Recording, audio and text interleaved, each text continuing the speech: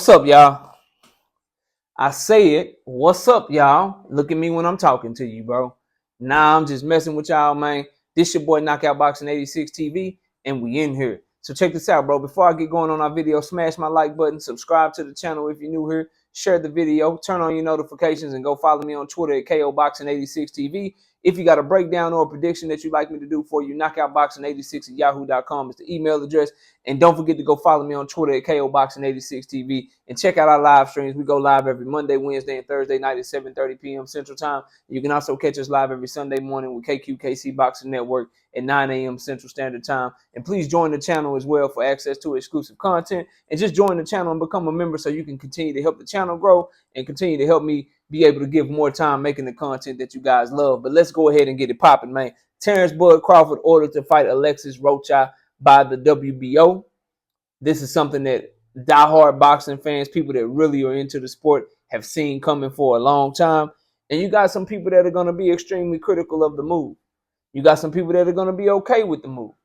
Me, I'm here for two reasons: to tell you what I think of all of this, and also to go ahead and kill the Terence Crawford fanatic narrative that I already know is about to come. So first and foremost, let's talk about the actual fight and him being ordered to fight Alexis Rocha by the WBO. This is another easy bag. This is another fight that's relatively easy for someone with the skill set of a Terence Crawford, based on the performances that we've seen from Alexis Rocha. However, I'm never going to get onto a champion for fighting a mandatory to keep his belt. When you look at the lay of the land, the reason I say you should have seen this coming, Bud Crawford and I already spoke to Oscar De La Hoya, and Oscar De La Hoya and I already offered up Alexis Rocha. You know what I mean? We saw Virgil Ortiz move out of the WBO rankings and go to WBA route.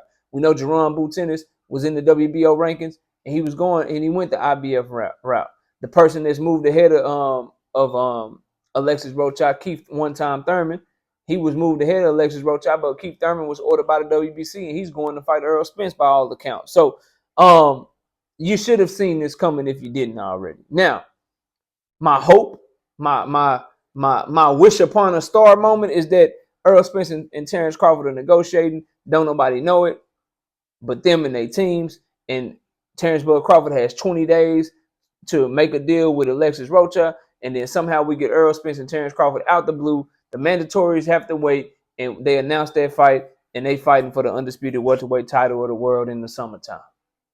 And that's the reason that it's taking so long to get the Keith Thurman announcement. That's my hope. That's my hope. That's my wish upon a star moment. Don't think it's going to happen if you're reading the tea leaves. I mean, if you look at everything, Errol Spence Jr. and Keith Thurman, they've been ordered by the WBC way back in November. Errol Spence went to the WBC and made sure that the WBA made sure that it was okay for him to fulfill that obligation without getting stripped. As a result, the WBA said yes, and that's how Stanionis versus Virgil Ortiz got made in the first place. Then Errol Spence and the WBC came to an agreement that he gets to fulfill his WBC mandatory at 154 pounds because Errol Spence only wants to make weight to fight the Terence Crawford fight. Then you got Terence Crawford fighting David Avanesian in a voluntary defense. Now he's going to be fighting Alexis Rocha. At least it's not another voluntary defense, and it's going to be a mandatory title defense. And I think this is good news for the prospects of us getting this fight, because I think one thing that people haven't talked about enough, in my opinion, is that for the past 2.5 years, Errol Spence and Terence Crawford haven't been on the same timeline. Well, hopefully this will put them on the same timeline so they can have no more excuses, because it's like each is trying to get a leg up and trying to go into the fight very active while the other fighter goes into the fight inactive. Terence Crawford fought in November of 2021 while Errol Spence was still coming off of his eye injury, and him and Errol weren't on the same page. So you knew that Errol's first fight coming back wasn't going to be Terence Crawford. Who did he fight? Yordenis Ugas in April of 2022. All right. And then negotiations drug on with him and Bud. And what did Bud do in the end of 2022 after taking a year out the ring?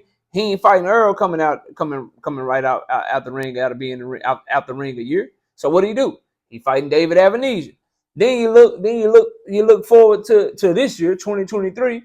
Now Errol done been out the ring for almost a year. So what I'm hoping happened, bro, for the prospects of Bud Crawford and Errol Spence Jr., If he fight Alexis Rocha and it's not Errol, and Errol fight Keith and it's not Bud, bro, can they please fight at least like 2 weeks apart, bro? 3 weeks apart. Fight in the same month. Fight a month apart. Get on the same timeline so both of y'all have the exact amount of prep time. Nobody got a leg up, and hopefully get the fight made, bro. But honestly, I'm just hoping, and I know people knockout, man, just give it up. Whatever, bro. I'm hoping they negotiating behind our back. And that Bud Crawford's like, damn, that mandatory. Earl Spence like, damn, that mandatory. And they just end up making the fight, and they blow boxing out the water, and now we lit for the summer. That's what I'm hoping happen, bro. That's the wish upon a star. If I could have my way, that's what will be happening right now, bro. Straight up and down. Like, I think there is a reason that Errol Spence and Keith Thurman ain't been announced yet. I think they big fight chasing. I think they started back talking to Bud. And I think Errol is like, man, look, I don't care if I've been out the ring a year. Get that shit made. I ain't trying to go up to 154, come back down. I ain't trying to fight Keith Thurman in the first place. Get the Bud fight made. I don't think his goals changed. He told Al the only fight he wanted was Bud. Bud became available, said, I'm ready for you to spin the block. I'm hoping Errol spent that shit and said, forget Keith Thurman. And he gonna drop a bomb on our ass. Just like when they dropped Manny Pacquiao, Errol Spence, nobody saw that shit coming. That's what I can hope for. But we won't know until 20 days from now. At least we got a deadline on the shit so they can either kill my dreams and make them come true. At least there's a deadline on the shit because Bud Crawford, Alexis Rocha got to be made within 20 days or the WBO stripping his ass. So at least there's a deadline on the shit, right? So that's my thoughts for the fight. Now let's get to the narratives and shit, man. And this ain't even a Bud Crawford thing. This is just the fanboy shit that I be talking about, bro. Because I already heard them trying to argue that David Avenesian was better than Keith Thurman. If you're going to argue that David Avenesian is a better opponent than Keith Thurman, I already see the Alexis Rocha shit coming. But let me again just compare the ways. Alexis Rocha has never been a world champion. Keith Thurman is a former unified world champion. Alexis Rocha lost to Rashidi Ellis, who just got his ass whooped by Roman Villa. Now, I felt like Rashidi Ellis won that fight. The reason I use the word ass whoop is because the last couple rounds of that fight, he was getting his ass beat on. Okay? Let's just keep it a buck. Keith one-time Thurman lost to Manny Pacquiao, who, no matter what you say about Roman Villa, no matter what you say about Manny Pacquiao, there is absolutely, positively, 100%, 1,000% nothing that Roman Villa will ever be able to do to ever make himself on the level of Manny Pacquiao. Or no way, shape, or form. Alexis Rocha lost to someone who never been a world champion. Highest they ever got was contender.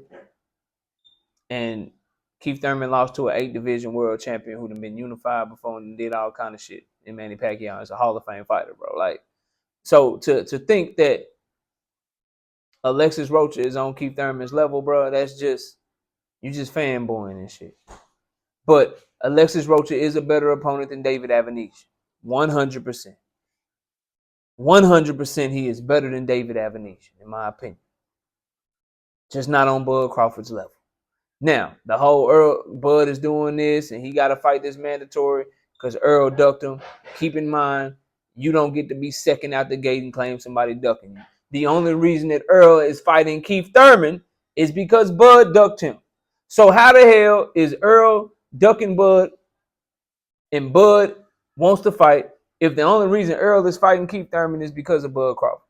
You can't then turn around and use that same shit when your guy did it first. Well, Bud only fighting Alexis Rocha because Errol is fighting Keith Thurman. Nah, bro. You got to go back a step further than that because Errol's only fighting Keith Thurman because Bud Crawford ducked him. So none of these narratives are going to make any sense. We'll go into detail with them if anybody want to debate on it. But y'all know what it is with me, man. The fight is all right. The fight is cool. Like, it's a mandatory. And the best I can hope for is that him and Errol is negotiating behind the scenes. The second best that I can hope for is that him and Errol, if they are fighting different opponents, that they please, for the love of everything holy, fight around the same time.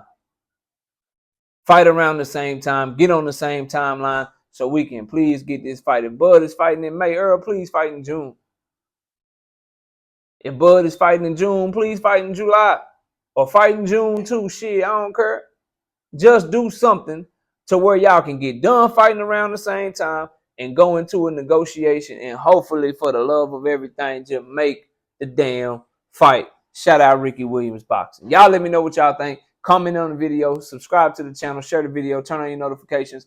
Go follow me on Twitter at KOBoxing86TV. For breakdowns and predictions, you can hit my email up, knockoutboxing86@yahoo.com. Don't forget I'm live Monday, Wednesday, and Thursday night, 7:30 p.m. Central Time. Appreciate everybody watching. Enjoy the rest of the day. And with that, I'm out of here. Peace out, y'all.